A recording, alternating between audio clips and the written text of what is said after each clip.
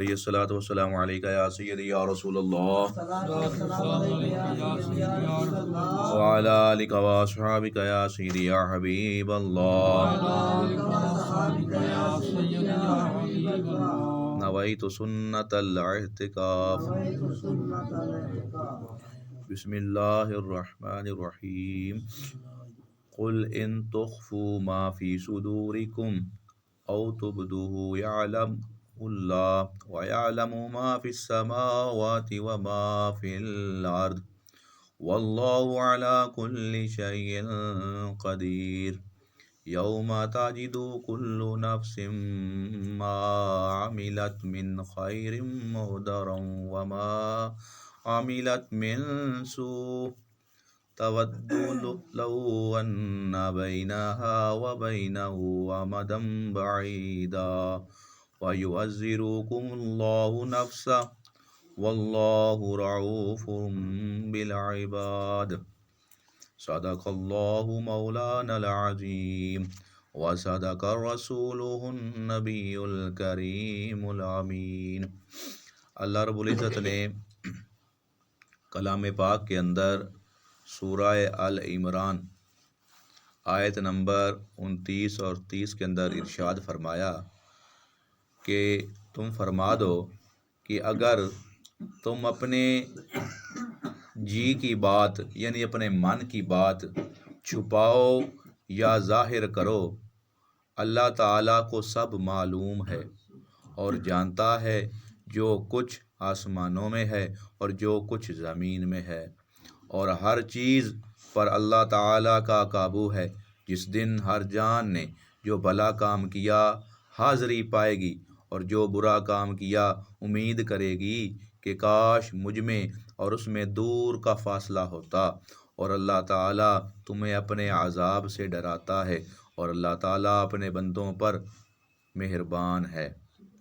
اب ان آیت مقدسہ کی تفسیر کرتے ہیں، وضاحت کرتے ہیں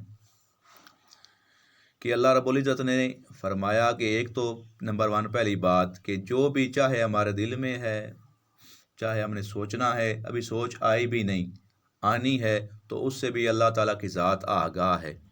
اور اس کے علاوہ اگر چاہے ہم تحت الثری میں چلے جائیں، زمین کے نیچے چھپ جائیں، جہاں چلے جائیں، کوئی بھی گناہ کریں گے تو کیا ہے کہ اللہ تعالیٰ کی ذات دیکھ رہی ہے۔ کل کے درس کے اندر بھی میں نے واقعہ بیان کیا کہ حضور بابا فرید رحمۃ اللہ تعالیٰ علیہ کا، کہ انہوں نے جو ہے جب ان کو کہا گیا کہ مرغا جو ہے وہ ذبح کر کے آنا ہے وہاں پہ جہاں پہ کوئی نہ دیکھتا ہو، تو باقی جو خلفاء تھے ان کے پیر قطب الدین بختیار کاکی رحمۃ اللہ تعالیٰ علیہ کے، ان کے مرشد کے، تو وہ تو کوئی کسی نے جو ہے دیوار کے پیچھے چھپ کے کر لیا، کسی نے جو ہے کوئی کسی کھیت میں، تو آپ ویسے ہی آگے جب پوچھا گیا تو بتایا کہ میں نے جہاں بھی گیا تو دیکھا کہ رب تعالیٰ کی ذات دیکھ رہی ہے۔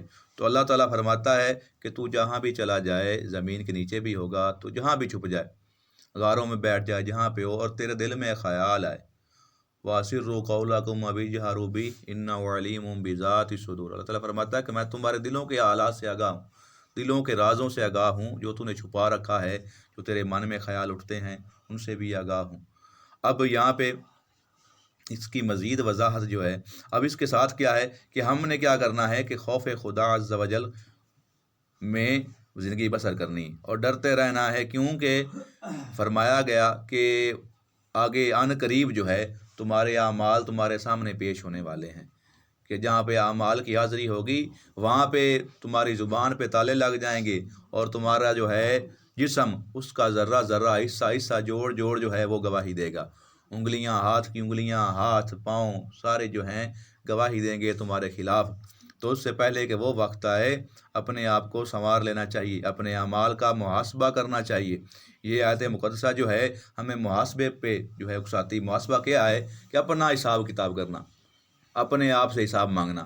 حضرت سیدنا عمر فاروق رضی اللہ تعالیٰ عنہ، آپ کا یہ معمول تھا کہ آپ جو ہے شام کے وقت لیٹ جاتے ایک گڑھے کے اندر، جیسے قبر بنا کے، تو اس کے اوپر پھر اپنے آپ کو کوڑے برساتے، پاؤں کے اوپر کوڑے مارتے، اور فرماتے کہ اے عمر رضی اللہ تعالیٰ عنہ کہ اپنے جو آج تو نے کیا ہے اس کا حساب دے۔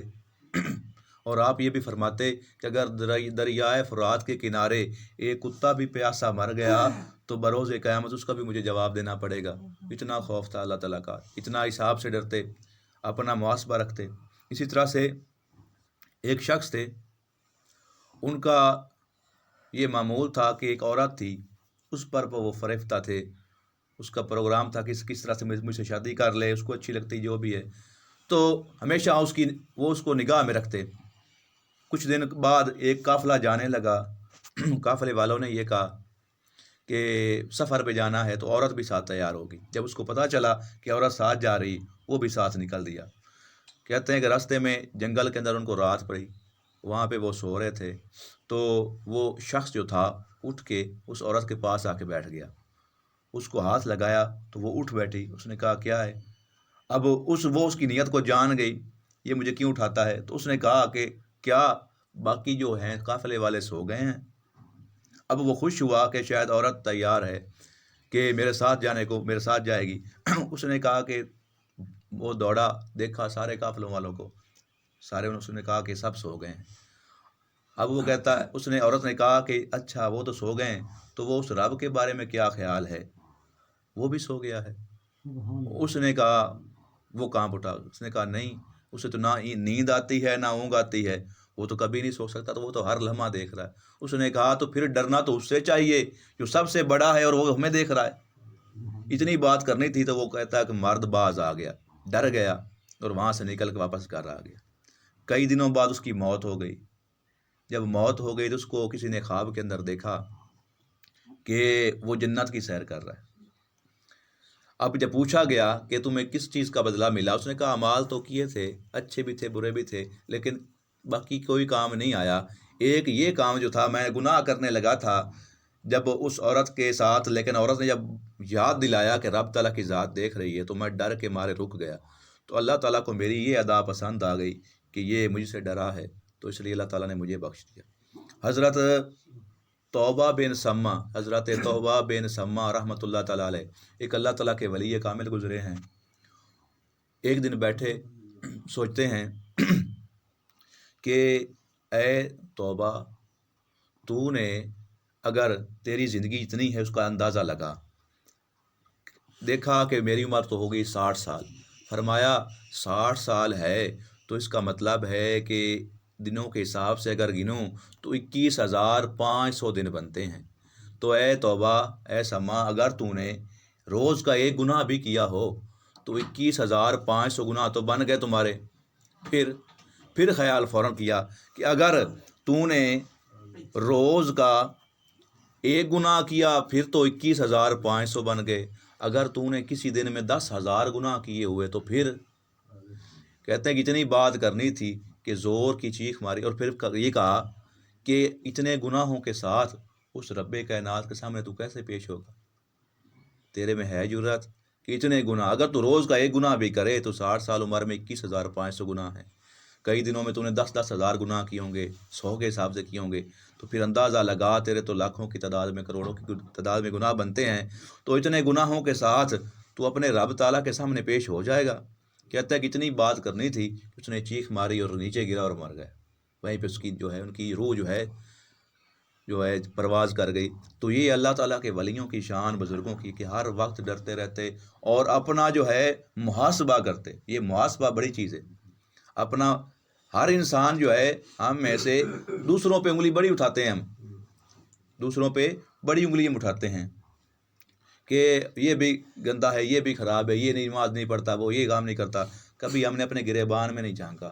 بے شک 5 وقت کے نمازی اگر بن گئے ہوں، لیکن پتہ نہیں نہ جانے کتنی بڑی بڑی خامیاں اور کرتوت ہم چھپائے بیٹھے ہیں کہ جن کا راز اگر اللہ تعالیٰ اس سے پردہ نہ ہٹا دے تو ہو سکتا ہے کہ ساتھ والا ہم سے سلام ہی نہ لے۔ یہ معاملات تک بھی ہیں۔ تو وہ بڑی ذات ہے، کریم ہے، وہ بخشنے والی ہے۔ تو ہم نے اس کے سامنے جھک کے معافی مانگنی کہ یا اللہ، جیسے تو نے پردہ ڈالا ہے ہمارے اعمال بد پہ، تو ان کو معاف فرما اور محشر میں بھی ہمیں رسوائی سے بچا، اور اپنے آپ کو عبادت کے اندر مشغول رکھیں۔ اور سب سے عبادت کا بڑا ذریعہ توبہ کا بڑا ذریعہ یہ نماز ہے۔ نماز کی پابندی کثرت کے ساتھ، جہاں پہ ٹائم ہو گیا وہیں پہ پڑھیں، باقی معاملات چلتے رہیں گے سارے، لیکن اب آپ کے سامنے ہی کل کا جو واقعہ ہوا وہ ابھی تک میرے دماغ میں گھوم رہا ہے، نہیں جا رہا کہ اس کی زندگی جو ہے بزرگ کی ماشاءاللہ وہ، کیونکہ میرا کافی بڑے سال اس کے ساتھ میرے گزرے ہیں، تقریباً 20 سے اوپر سال میں نے اس کے ساتھ گزارے ہیں بس مسجد کے اندر. تو چھوٹے سے تھے جب ادھر قرآن شریف پڑھا تو اس کا دیکھنا بیٹھنا کہ جیسے ہی اذان کا آنا اور ساتھ ہی اس کا جو ہے اذان خود پڑھنا، سنتے پڑھنے کے بعد نفلوں کو شروع ہو جانا، پڑھتے رہنا. ہم بیٹھے رہتے جوان اور وہ نفل میں مشغول، اور فجر تک نفل پڑھتے. عشاء کے ٹائم آتا اس کا بھی یہی معمول، عشاء کے بعد بھی نفل پڑھتے، اور تسبیحات کا عالم ہر وقت تسبیح پڑھتے. اور وہاں پہ بھی جب وہ کھجور کے من کے پڑھتے تھے تو ڈھیر لگ جاتا تھا اس کے سامنے جو وہ پڑھتا تھا. تو یہ ان کا معمول تھا. اب دیکھیے 5 نمازیں پڑھ کے سویا ہے اور ان کا وصال ہو گیا، اور یہ کامیاب زندگی ہے، کامیاب زندگی ہے. تو یہ چیزیں جو ہے نا یہ دیکھنی ہیں. وہ ایک بزرگ رحمۃ اللہ تعالیٰ علیہ تھے نا کہ عورت کہتی کہ حضور، وہ بلکہ وہ کہتی کہ اے بابا جی آپ کی جو ہے داڑھی، ان کے بال اچھے ہیں یا میرے گدھے کی دم جو ہے، جس کو دم یا پوچھ کہتے ہیں، وہ اچھی ہے؟ اب آپ کوئی جواب نہ دیتے. ایک دن ان کا وصال ہوا. جب وصال ہوا تو پھر کیا ہے کہ آپ وہ یہی کہتے کہ میں بعد میں جواب دوں گا، بعد میں جواب. وصال ہو گیا. اب جب دیکھا عورت نے کہ وہ ان کا تو وصال ہو گیا ہے، اب خواب میں ان کے آئے. اب اس نے کہا کہ جو ہے میں نے تم سے سوال پوچھا تھا کہ تو بتاتا بھی نہیں تھا کہ میرا جو ہے گدھا اس کی دم اچھی ہے یا تمہارے داڑھی کے بال، تو جواب تو تم نے دیا ہی نہیں اور تو چلا گیا. اب انہوں نے کہا کہ میری داڑھی کے بال اچھے ہیں. انہوں نے کہا کہ یہی بات تو پہلے بتا دیتا. انہوں نے کہا کہ مجھے یہی ڈر تھا کہ اعمال تو میں کرتا ہوں، نہ جانے اللہ تعالیٰ اگر رد فرما دے تو پھر کیا جائے، کچھ بھی نہیں ہوگا، میرا تو کیا بنے گا. لیکن آج جب کامیاب ہوا ہوں تو پھر یہ داڑھی کے بال بہت اچھے ہیں. اگر داڑھی تو رکھ لی لیکن میرے اعمال اگر قبول نہ ہوتے تو پھر کیا بنتا، تو پھر نہ تو میرے داڑھی کسی کام کی آتی نہ میرے اعمال کام کے آتے. اب قبول ہوئے تب جو ہے میں خوش ہوں. تو کہنے کا مقصد یہ ہے کہ بہت زیادہ ذکر و اذکار کر کے ہم تکبر میں بھی نہ آ جائیں کہ یہ چیزیں جو اللہ تعالیٰ کو بھی ناپسند. کہ فرمان ہے کہ اللہ تعالیٰ کو اس بزرگ یا اس نیکوکار سے جو عبادت کرنے کے بعد غرور کرتا ہے، اتراتا ہے، تکبر کرتا ہے، اس سے زیادہ وہ گنہگار زیادہ پسند ہے جو گناہ کے بعد ڈرتا ہے اور توبہ اور آوزاری کرتا ہے. کہ وہ نادم تو ہے، شرمندہ تو ہے اپنے اعمال پہ، لیکن ہم غرور کریں تو پھر اللہ تعالیٰ کو وہ غرور تکبر پسند نہیں. شیطان نے تو یہی کام کیا تھا. شیطان سے بڑھ کر تو کسی نے نہیں بات کی تھی. جنوں کا جن تھا لیکن وہ کیا ہے ملائکہ کا سردار ٹھہرا. لیکن وجہ کیا تھی کہ جنات اس نے عبادت انتہا کی. ایک ایک ذرے چپے چپے پہ اس نے چھوٹے چھوٹے جگہ پہ اس نے عبادت کی، ہر جگہ پہ عبادت کی، انتہا کو پہنچا. لیکن کیا ہے کہ تکبر غرور اس کو لے ڈوبا. تو اس لیے ہماری تو عبادات بھی کچھ نہیں ہیں. اگر 5 نمازیں پڑھ بیٹھیں تو یہ نہ سمجھیں کہ میں تو نمازی ہوں، یہ بے نمازی ہے تو اس کی کیا اوقات. نہیں، نہ جانے کہ وہ کون سا ایسا عمل ہو جو اس کا قبول ہو تمہارا قبول ہی نہ ہو. تو اس لیے یہ سوچا کریں، اس چیز کا خیال رکھا کریں، اور آپ ہمیشہ عاجزی پیدا کریں. یہ عاجزی جو ہے بڑی چیز ہے، اس کا ہی فائدہ ہے. وہ جو آپ کو میں ایک واقعہ بھی سناتا ہوں آخر میں چھوٹا سا، کہ جیسے وہ اشارتاً کہتا ہوں کہ جو آپ کو سنایا کرتا تھا حضرت موسیٰ علیہ السلام کا، کہ آپ نے پوچھا کہ یا اللہ، پہاڑ پہ گئے تو ایک بزرگ تھا 50 سال سے عبادت میں مشغول تھا.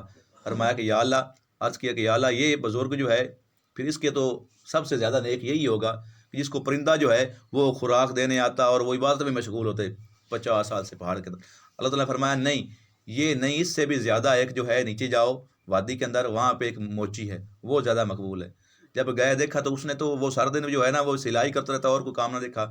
پھر آئے لیکن اس سے پوچھا کہ تیرا کوئی ایسا عمل جو اللہ تعالیٰ کو قبول. اس نے کہا مجھے کیا پتہ، لیکن اس نے کہا کوئی ایسا اچھا عمل. اس نے کہا کہ میں یہ کرتا ہوں جب بھی اگر 1 روپیہ کماؤں یا 2 روپے کماؤں، اگر 2 کمائے تو 1 روپیہ اللہ تعالیٰ کے راستے میں خرچ کر دیتا ہوں اور 1 روپیہ جو ہے میں اپنے لیے رکھتا ہوں. اور دوسری بات میری جو ہے وہ یہ ہے کہ جب بھی میں کسی کو دیکھتا ہوں میں یہی کہتا ہوں کہ یہ مجھ سے اچھا ہے عمل میں تو گناہ گار سا ہوں.